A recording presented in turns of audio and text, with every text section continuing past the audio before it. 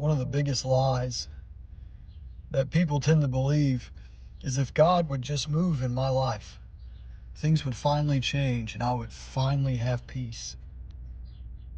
But Elijah called fire down from heaven and still ended up under a tree asking God to let him die. Elijah just witnessed one of the greatest miracles in Scripture. False prophets defeated. Fire falls from heaven, and the whole nation sees the power of God. And then all it took was one threat from Jezebel to send him running.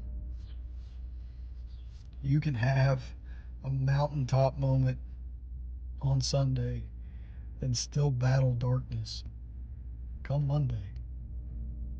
You can be used by God publicly and still fall apart privately.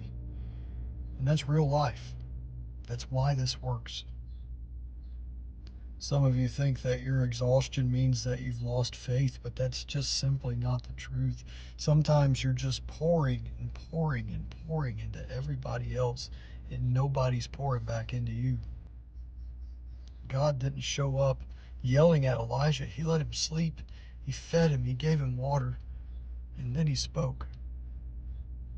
So just be careful listening to yourself when you're exhausted. Elijah thought he was done. God said, no, you're just empty. The same man who called fire from heaven was asking to die under a tree. So stop acting like just because you're struggling means you're weak. Even prophets got tired. I love you guys.